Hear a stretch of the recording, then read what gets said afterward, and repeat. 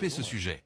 Regardez, récemment, M. Trump, qui n'est pas encore arrivé à sa Maison-Blanche, parce que beaucoup, peut-être, parmi nos invités, ne savent pas qu'ici, à Moscou, nous avons aussi notre Maison-Blanche, où le gouvernement travaille.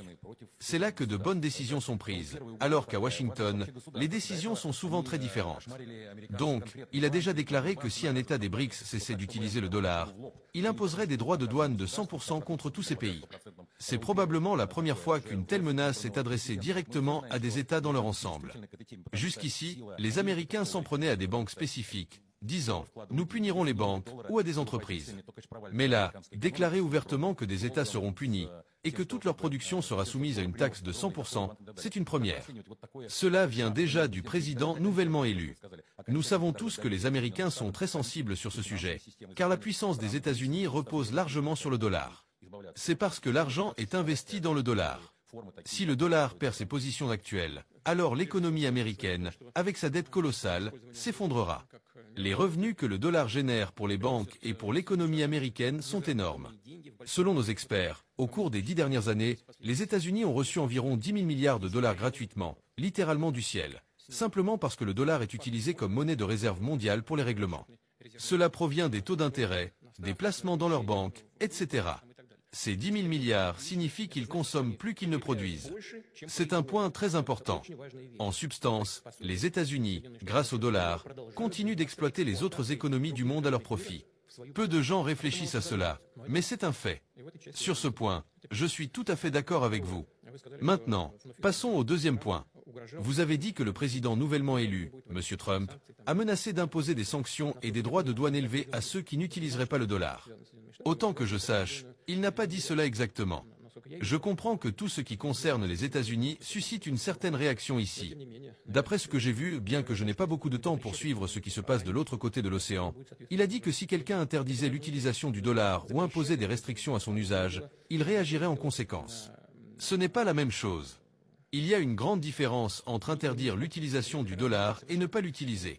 Ce sont deux choses complètement différentes. Voilà pour le deuxième point. Troisièmement, le président nouvellement élu n'a pas été à la Maison-Blanche ces 4 dernières années. Pendant ce temps, des changements ont eu lieu dans l'économie mondiale et dans l'économie américaine. Ses successeurs, ses opposants politiques, ont fait beaucoup pour saper les fondements du dollar en tant que monnaie mondiale de réserve. Ils ont, avant tout, utilisé le dollar comme un instrument de lutte politique, et parfois même comme une arme. Ils l'ont utilisé pour nuire à d'autres pays que les autorités actuelles des États-Unis considéraient comme des adversaires, et même à leurs propres alliés, que nous n'avons jamais considérés comme des ennemis, mais qu'ils ont soudain décidé de traiter ainsi. Ils ont introduit des restrictions. Mais étant donné que la part des États-Unis dans l'économie mondiale diminue, l'influence du dollar sur les processus économiques mondiaux diminue également. Cela conduit naturellement à l'utilisation d'autres instruments. Par exemple, qui peut interdire le Bitcoin? Personne. Ou l'utilisation d'autres moyens électroniques de paiement? Personne, car ce sont de nouvelles technologies. Quoi qu'il arrive avec le dollar, ces outils continueront à se développer, car tout le monde cherche à réduire les coûts et à augmenter la fiabilité.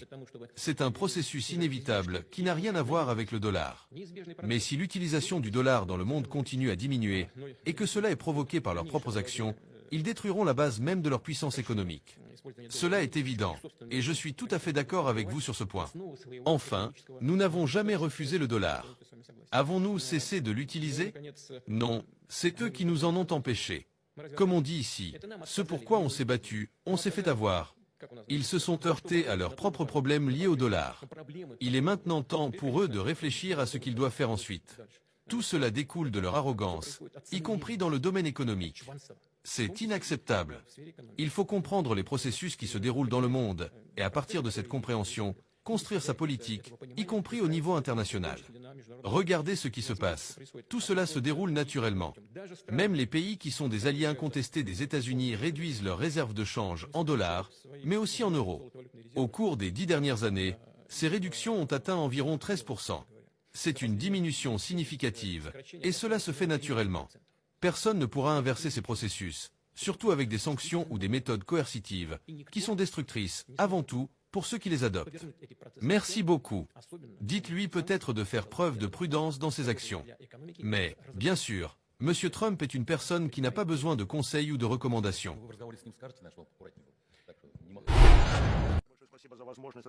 Les propos de Vladimir Poutine concernant la question posée par un investisseur allemand sur le retour des entreprises occidentales en Russie.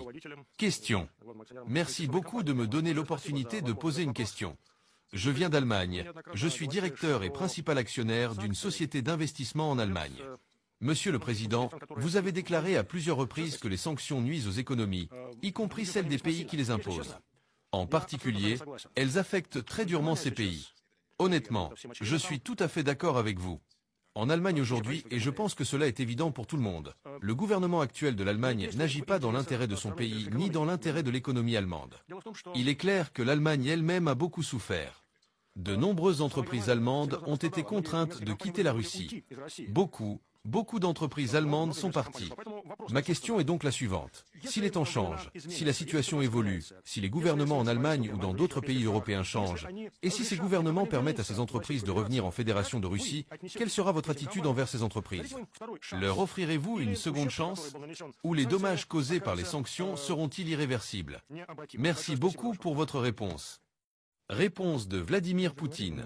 J'ai déjà parlé de cela, me semble-t-il, lors du forum précédent, et en fait, j'en parle à chaque occasion qui se présente.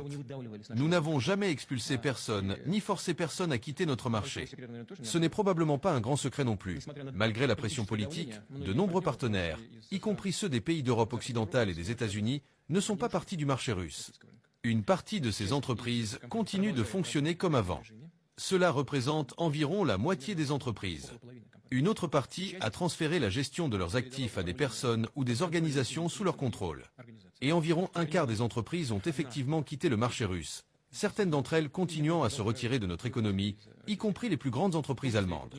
Je ne veux pas dire que les temps difficiles que traverse l'économie allemande ou européenne sont uniquement le résultat de la rupture des liens avec la Russie, mais cette rupture joue indéniablement un rôle significatif. Et cela ne concerne pas seulement le fait que les Allemands et d'autres Européens ont perdu l'accès à une source stable d'énergie russe à des prix abordables, bien que ce soit un facteur très important, dont je parlerai encore un peu, mais également d'autres aspects. Ils ne peuvent plus vendre leurs produits sur notre marché. Ils ne peuvent plus fournir des composants à des entreprises créées en Russie avec des investissements européens ou étrangers. Ils ne peuvent plus utiliser les routes logistiques qui généraient également certains bénéfices. Ils ne peuvent plus utiliser l'euro comme monnaie pour les paiements. L'utilisation de l'euro en tant qu'instrument de l'économie mondiale et monnaie de réserve générait également des revenus significatifs pour l'économie européenne dans son ensemble. Les résultats sont connus. En Allemagne, notamment, de grandes entreprises ferment, tandis que d'autres subissent des pertes. Les industries du verre, de la chimie, des engrais et même l'agriculture subissent de lourdes pertes à cause de cela. Elles ont perdu le marché russe. L'agriculture européenne, notamment en Allemagne, a perdu non seulement les ressources énergétiques russes, comme le gaz, qui est une composante essentielle pour la production d'engrais, mais aussi les engrais eux-mêmes. Des entreprises ferment complètement. Cela affecte également l'industrie métallurgique et, par ricochet, le secteur automobile, un secteur clé de l'économie. Cette année, selon les estimations de nos experts et des organisations internationales, la croissance économique de la zone euro sera d'environ 1%, voire légèrement plus. En comparaison, l'économie russe a connu une croissance de 3,6% l'an dernier, et cette année, elle sera d'environ 4,9%, ou peut-être 4%. En ce qui concerne les secteurs manufacturiers, en Allemagne, d'après ce que je sais, corrigez-moi si je me trompe, le déclin dans ces secteurs sera d'environ 4,6%. En Russie, la croissance sera d'environ 4,4%, et nos secteurs manufacturiers augmenteront de plus de 8%, précisément 8,1%. Par ailleurs, les Américains vous interdisent d'utiliser le marché russe et nos ressources énergétiques relativement bon marché. Pendant ce temps, aux États-Unis, ils créent des conditions plus favorables pour attirer les investisseurs européens, y compris allemands, dans leur propre économie. Franchement, ce comportement n'est pas vraiment celui d'un allié, pour dire les choses doucement. Mais je ne veux pas entrer dans ces détails. En Allemagne, on le sait bien. Allons-nous créer des conditions spéciales pour ceux qui souhaitent revenir? Non. Nous ne créerons pas de conditions spéciales. Nous n'avons forcé personne à partir, nous n'avons interdit à personne de rester. Nos portes sont ouvertes. Le problème est ailleurs. Le problème, c'est que, durant ces 2 dernières années, de nombreuses niches, laissées vacantes à la suite du départ de nos partenaires européens, ont commencé à être activement occupées par des entreprises d'autres pays. Et cela se fait à une vitesse étonnante, que, pour être honnête, nous-mêmes n'avions pas anticipé. Ce qu'on appelle le remplacement par des marques russes progresse rapidement, et leur nombre augmente considérablement. C'est pourquoi, revenir en Russie, pour retrouver exactement la même position qu'avant, sera difficile. Cela dit, nous ne poserons aucun obstacle particulier à leur retour. Le problème ne vient pas de nous, mais des décisions politiques prises au niveau de la Commission européenne et dans certains pays, y compris l'Allemagne. Encore une fois, le problème n'est pas chez nous, mais chez vous. Vous savez, en parlant, cela m'a rappelé une histoire qu'un ami m'a racontée lorsque je vivais et travaillais en Allemagne. Je n'ai pas vu cet ami depuis 30 ans, je ne sais pas ce qu'il fait aujourd'hui, mais il m'avait raconté une anecdote. Il se promenait dans Berlin, disons pour des raisons professionnelles, pas simplement pour se divertir, et il s'était arrêté au bord de la rivière Spree. Là, un vieux monsieur allemand pêchait. Mon ami lui a demandé « Alors, sa mort ?» Le vieil homme s'est retourné, l'a regardé de bas en haut, et a répondu « Non, pauvre ». Mon ami a insisté « Pourquoi ?» Nouvelle pause. Le pêcheur allemand s'est retourné à nouveau et a répondu « Le vent vient de l'Est ». Alors, mon ami lui a dit « Ah, voilà, tout le problème, toute la saleté vient de l'Est ». Le vieil Allemand est resté silencieux un moment, puis il a demandé « Vous êtes polonais ?» Mon ami, honnêtement, n'a rien inventé, et il a répondu « Non, pire ». Cette fois, le pêcheur a levé les sourcils, s'est tourné vers lui, l'a observé, mais n'a rien dit du tout. Pourquoi je vous raconte ça maintenant? Eh bien, aujourd'hui, tout ce qui vient de l'Est est meilleur que ce qui vient de l'Ouest. Regardez les conditions que nous créons pour l'économie allemande ici, en Russie, et comparez-les à celles offertes par vos alliés traditionnels. Et là, je parle uniquement de l'environnement commercial. Mais, encore une fois, nos portes sont toujours ouvertes. Pendant des décennies, nous avons entretenu de très bonnes relations avec l'Allemagne. Nous nous comprenions parfaitement bien. Une particularité des investissements allemands était qu'ils ne visaient pas à réaliser des profits rapides. Ils investissaient à long terme dans l'industrie. Regardez maintenant les problèmes de Volkswagen. Pourquoi Volkswagen a-t-il quitté le marché russe? S'il était resté ici, non seulement il aurait continué à opérer et à vendre ses produits, même avec un haut niveau de localisation de la production, mais il aurait aussi continué à fournir des composants. Il aurait obtenu des revenus considérables.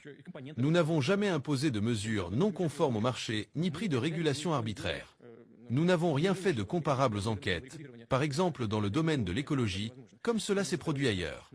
Aujourd'hui, on peut tout rejeter sur la gestion de Volkswagen. Tout, sauf reconnaître ses propres erreurs.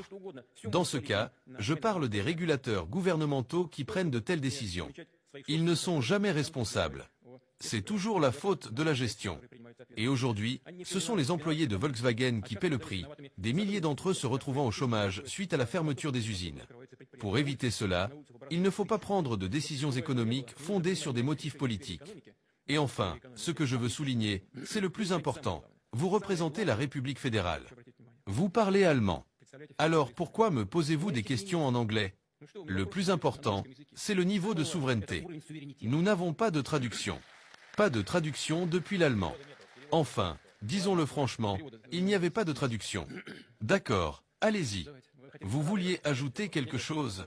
Allez-y, question suivante. Non, attendez, notre collègue d'Allemagne souhaitait ajouter quelque chose. Passez le micro au monsieur qui pose des questions en allemand. Vladimir Vladimirovitch a dit qu'il voulait entendre son commentaire. Non.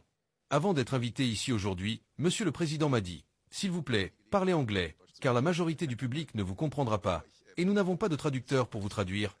Il l'a déjà dit mieux. Oui, mais je voulais dire que je sais que vous aimez la langue allemande. Moi, je m'intéresse à la souveraineté. Absolument, je comprends. Merci beaucoup. De rien. Comme on dit, des diamants en main, une expression intraduisible. Très bien, poursuivons. Non, notre invité a dit qu'il avait été informé qu'il n'y avait pas de traducteur pour l'allemand. D'accord, qui? Et j'ai répondu que le problème ne résidait même pas dans le traducteur, mais dans la souveraineté. Vous savez, un jour, j'étais à l'anniversaire de M. Schröder à Hanovre. C'était modeste, mais respectable. Tout le monde parlait anglais. Même la chorale des jeunes filles de Hanovre chantait en anglais. C'est honteux. Voilà le problème. La souveraineté doit venir de l'intérieur. Tout commence ici. Mais je ne veux pas ouvrir cette discussion. Nous devons parler de questions économiques. En commentaire de la vidéo, s'il vous plaît. Voici les leçons d'excellence que l'on peut tirer des propos de Vladimir Poutine. 1. Prévoir et s'adapter aux menaces externes. Poutine met en lumière les menaces explicites des États-Unis. Trump et les droits de douane à 100% contre les pays BRICS cessant d'utiliser le dollar. Cela enseigne l'importance d'anticiper les sanctions ou pressions extérieures en diversifiant les outils économiques et les partenariats stratégiques. 2. Renforcer son indépendance économique. Les menaces sur le système économique mondial montrent la nécessité pour chaque pays ou entreprise de travailler vers une autonomie et une résilience économique. Cela s'applique aussi à un individu cherchant à éviter la dépendance à un seul employeur, secteur ou marché. 3. Prudence face à des décisions basées sur des motivations politiques. La critique des sanctions montre qu'il faut toujours prendre des décisions basées sur des données rationnelles et non sur des considérations idéologiques. En entreprise ou dans la vie personnelle, cela implique d'analyser les impacts à long terme avant d'agir. 4. Construire un système robuste en cas de pression externe. Poutine évoque implicitement la nécessité de créer des systèmes, économiques, politiques ou organisationnels, capables de résister à des pressions externes, ce qui s'applique aux entreprises cherchant à sécuriser leur chaîne d'approvisionnement et à diversifier leurs partenariats. 5. Agir avec ouverture et pragmatisme. En affirmant que la Russie ne fermera pas ses portes aux entreprises souhaitant revenir, Poutine montre qu'il est essentiel de garder des options ouvertes tout en restant pragmatique. Dans la vie professionnelle, cela peut signifier maintenir de bonnes relations, même après des différends. 6. Saisir les opportunités laissées par les concurrents. La mention de la vitesse à laquelle des entreprises russes ou d'autres pays occupent les niches vacantes montre l'importance de réagir rapidement aux opportunités. Dans le monde des affaires ou de la carrière, cela signifie savoir reconnaître et exploiter les espaces laissés libres par d'autres. 7. Investir dans des solutions locales et durables. Le développement des marques russes et leur progression rapide montrent l'importance d'investir dans des solutions locales. Dans un cadre personnel, cela peut se traduire par le fait de renforcer ses compétences locales et ses réseaux. 8. Rester transparent et fidèle à ses principes. Poutine insiste sur le fait que la Russie n'a pas imposé de restrictions non conformes au marché. Cela enseigne l'importance de rester fidèle à ses principes, même en période de tension, pour préserver sa crédibilité et son intégrité. 9. Apprendre des erreurs des autres. En critiquant Volkswagen et les décisions politiques européennes, Poutine montre que l'excellence passe par l'analyse des erreurs des autres pour éviter de les répéter. 10. Valoriser le souverainisme et l'identité. Le discours sur la souveraineté, le respect de la langue et de la culture montre qu'il est crucial de rester attaché à ses racines et de ne pas céder à une uniformisation qui pourrait diluer son identité. Pour un individu, cela peut signifier respecter ses valeurs personnelles et sa vision, même sous pression. 11. Miser sur des investissements à long terme. Poutine loue les investissements allemands passés pour leur vision à long terme. L'excellence réside dans la capacité à privilégier des stratégies durables plutôt que des gains rapides, que ce soit en affaires ou dans ses projets personnels. 12. Reconnaître l'importance de la communication authentique. Le passage sur l'usage de l'anglais au lieu de l'allemand montre l'importance de la communication authentique dans les relations professionnelles et interpersonnelles. S'exprimer dans sa langue maternelle ou selon ses propres codes est une façon de valoriser son unicéité et sa souveraineté. Ces enseignements sont